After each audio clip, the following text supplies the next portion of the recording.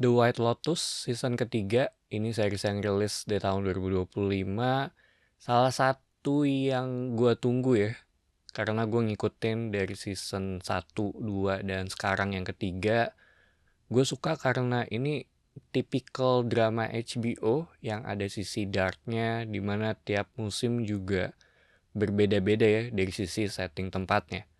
Dan menurut gue sih ya ini series yang masih bisa ditonton tanpa perlu ngikutin dari season-season sebelumnya gitu. Walaupun ada karakter yang bersinggungan, tapi menurut gue sih masih bisa ditonton ya tanpa perlu nonton yang sebelumnya.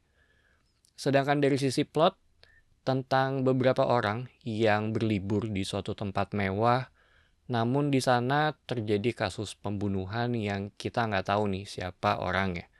Baru dari sana ada flashback mengenai masing-masing orang yang datang ke tempat ini. Kurang lebih seperti itu dari sisi plotnya, dan sisanya gua nggak mau terlalu banyak spoiler ya. Dan satu hal yang langsung dinotis buat gue sendiri tuh ada di sisi setting tempatnya. Yang kali ini tuh ngambil di Thailand ya, dengan scenery yang emang jadi salah satu nilai jual juga dari series ini. Terus terbagi dalam beberapa sudut pandang, di mana masing-masing tuh punya porsi yang terhitung cukup untuk gue, mulai dari keluarga dengan anak-anaknya, seseorang yang mencari sesuatu, sampai yang datang dengan tujuan untuk sekedar berlibur. Tapi balik lagi, mereka datang dengan membawa masalah masing-masing juga. Jadi ketika di sini tuh ada kayak semacam aspek tensionnya ya dari tiap karakter yang ada. Yang buat gue sendiri jatuhnya tuh kayak bom waktu yang tinggal nunggu pecahnya aja nih. Dan terkadang terasa kalau ada beberapa yang datang ke sini tuh tujuannya ya emang karena mau kabur ya, entah dari pekerjaan atau hidupnya juga.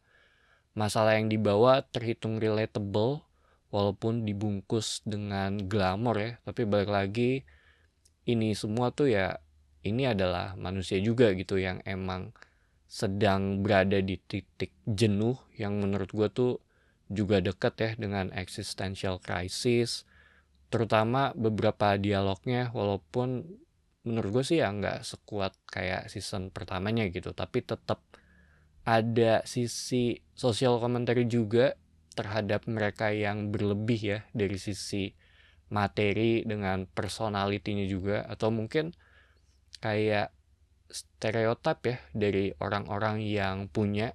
Contohnya tuh kayak middle age man dengan wanita mudanya yang terkesan tuh ya mencari materinya aja gitu. Padahal belum tentu aspek tensionnya juga ini udah dibangun sejak awal series, ditambah dengan sound design yang ngebuat gue sebagai penonton tuh jadi kayak tambah nervous ya, lebih mengarah pada seolah-olah tuh akan terjadi sesuatu di sini, kayak terasa mungkin bisa dibilang kayak pasif agresif kali ya.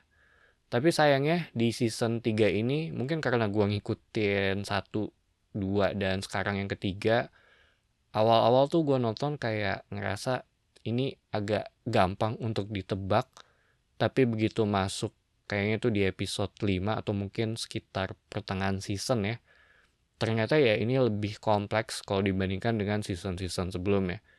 Di sini tuh terasa lebih luas aja dan rumit, terutama dari sisi masalah yang dihadapi. Level darknya juga menurut gue sih mirip ya dengan season pertama atau mungkin lebih tinggi di sini. Jadi harap nonton dengan pemikiran yang dewasa juga ya.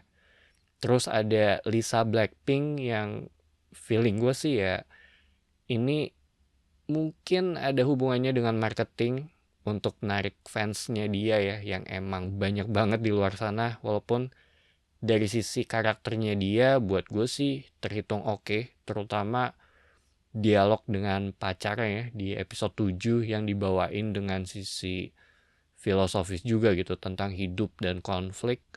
Kalau ditanya ini tuh series untuk siapa, buat gue ini tuh kayaknya cocok buat yang lagi nyari tontonan introspektif, yang lagi mau liburan juga, Soalnya tuh selama gue nonton jadi kayak berasa seolah-olah ikut liburan ya.